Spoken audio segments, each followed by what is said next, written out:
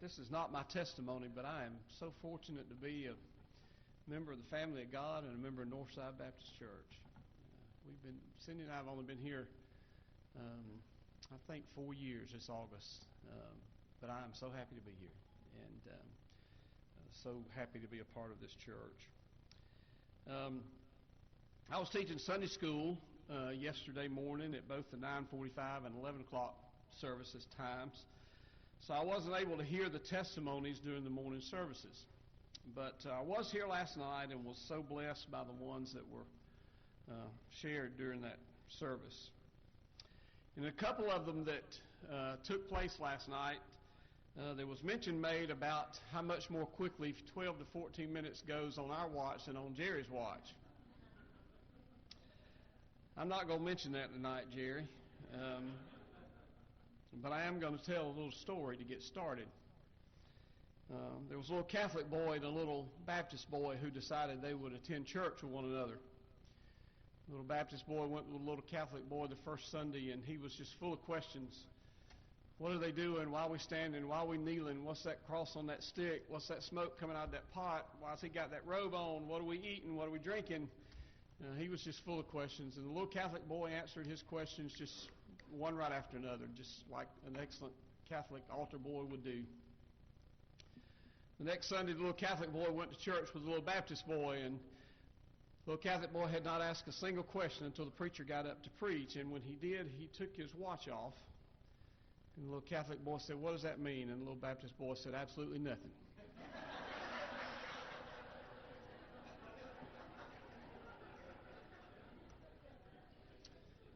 I've worked hard on the timing of what I'm sharing with you tonight, so if I do look at my watch, it will mean something. And that's the biggest reason I'm going to use some notes tonight as I talk to you, because it oftentimes takes me longer than 14 minutes just to say hello to somebody. And if I hang with these notes, maybe I won't chase a rabbit too awful bad before I get done. This is the first time I've ever had the opportunity to give a formal testimony.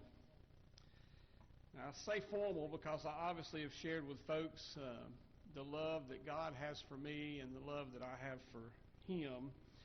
But in terms of telling the whole story for the first time, this is really the first time I've had that opportunity. I was raised in church, have been in church all my life, but the church that I was raised in,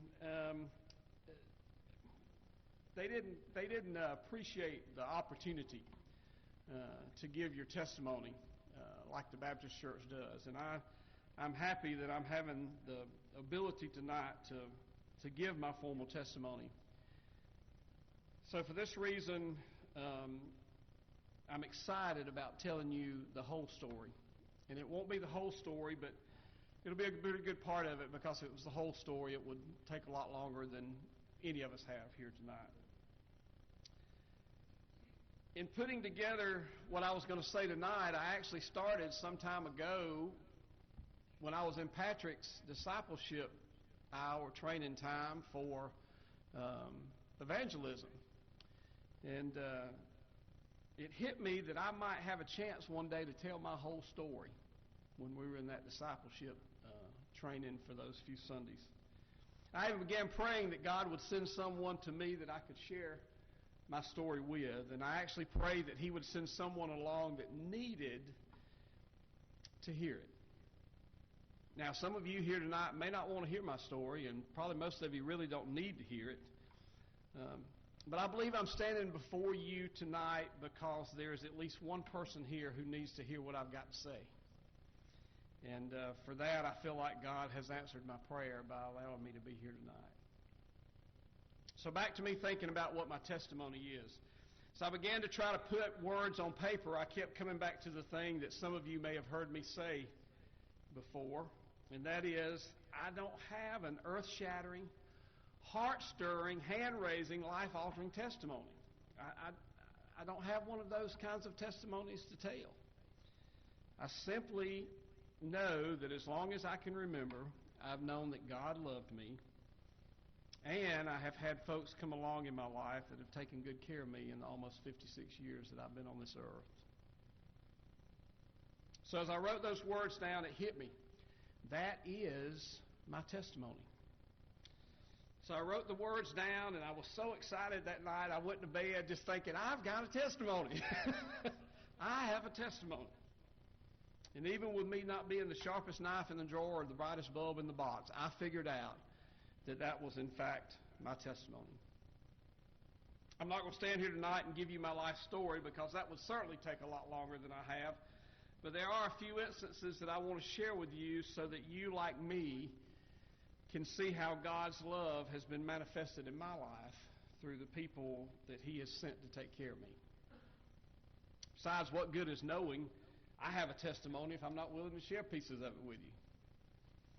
The first people that God put into my life to take care of me was two wonderful parents that always made me know that I was loved, gave me all that I needed, most of what I wanted, and were the ones that are the reason that I could say earlier that for as long as I can remember, I have known that God loves me. Throughout those early years in my life, there were aunts and uncles and teachers and preachers that took care of me, and it was one of those preachers whose wife was also my first grade teacher a number of years after she was my teacher that answered my questions about God and about faith and about giving my life to my Savior, and ultimately helped me make that decision and baptize me. Now, that was in the Methodist Church, so now that I'm Baptist, I can say I didn't get a real baptism. But I did later on as I moved into a denomination that immersed instead of sprinkled. So I've gotten it twice. I'm good to go. Okay. Fast forward in my life a little bit until the time that it came for me to go to college, and I headed north up Highway 441 to the University of Georgia. Now, there are a lot of things at the University of Georgia that can compete with living a life that demonstrated being a follower of Christ. And unfortunately, I found myself taking part in some of it. But it was during this time, through my job at Bernstein Funeral Home, where I worked for while I was in college and for about a year and a half after I graduated, that I had the chance of meeting a gentleman by the name of Leonard Cobb. Leonard kind of became my second father, and he and his wife got me back more involved in church. And he was those local eyes and ears that took the place of my parents to keep me out of trouble. He, like my real dad, tried to keep me out of trouble and helped me when I was stupid and found myself in trouble. And I came to find out just how important this man was and why God had put him in my life when in August of 1984, my real father had a stroke and died less than a week later. At 23 years old, I still needed a daddy. I was mad at God because He had taken mine, and Leonard kept me from acting through that anger and doing things or putting myself in places that I should not have. Even after I left Athens to come back to Milledgeville, Leonard was my second father until his death in 2008. I worked in Athens for about 18 months and decided to come back to Milledgeville to go to graduate school, and I thought to take care of my mama. Now, a lot of y'all here knew my mama. And I did go to graduate school, but I didn't take care of my mama. My mama took care of me again. And she did the entire time I was working and going to graduate school and even after that. It was about that time that I was near finishing graduate school that I applied for a job at Georgia College that I in no way whatsoever, shape, form, or fashion was qualified for. But I was about to finish graduate school, and because I was about to finish graduate school, you couldn't tell me anything that I didn't already know. So I applied for that job, and one night I got a call from the person heading up that search committee for that job, and I was so excited, and he told me over the phone who he was and that he was heading up the search committee for that job, and he said, I've got good news and I've got bad news. The bad news is we ain't going to call you for an interview for that job. He said, the good news is I've got something in my office I think you may be interested in. So a guy by the name of Larry Peavy, after I served a 2-week notice, hired me at Georgia College, and it could be said that the rest was history, because he and a few other college administrators and some really well-placed college presidents in my life promoted me and ultimately got me to the point of 32 years in the teacher retirement system so that I was able to retire as a college vice president. All those folks were sent into my life to do that. I could go on and on about folks who have taken care of me, but I would be completely remiss if I didn't mention one more group. In January 1989, at a Sunday school spaghetti supper, I saw a lady that I thought was the best-looking lady I had ever seen in my whole entire life.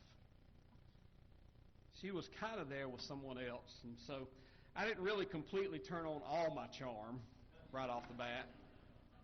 Okay. But I saw her at another supper in February, and even though she was still with that same person, I did turn on a little bit of my charm at that point in time. After about 2 or 3 weeks, I called the person that she was kind of with at those 2 suppers and mentioned that she was a really nice girl, and he told me that they were not dating. I told him, I thought you were, but since you aren't, give me your phone number. And he did. And a week later, on the Friday before Easter, March 27th to be exact, we were having lunch. And by May 27th, the same year, I had talked Cindy Harrison into marrying me, and she did on that day. She came as a package deal. A good-looking lady, a 3-year-old little girl named Emily, and a 1-year-old little boy named Eric. I took them all, and while there were some rough times and times when Cindy and I really wondered why we got married in 2 months, I never looked back. Those children legally became mine 2 months later, and that was almost 28 years ago this May. I've said tonight that a big part of my testimony was the fact that God put people in my life to take care of me. And these 3 people that I have just mentioned to you, besides my parents, may be the ones that I needed most in my life. You see, my life was not really what it needed to be even at that time, and God knew exactly what and who I needed to turn it around, and that was a family. I pray daily thanking God that He put our family together when we all needed each other. And in case I haven't caught you and made you listen to the stories or look at some pictures, He continues to grow our family with 3 of the most wonderful grandsons there will ever be. Ages 3, 4 months, and one that just came to be with us last Thursday. You see, just at the right time, God sent these folks whom I've told you about and many others to take care of me. And obviously, throughout this time tonight that I've shared with you about those that God has sent to my life have been while I was on earth. But He sent another to this earth who would save me before I was ever put on this earth. And that was my Lord and Savior, Jesus Christ.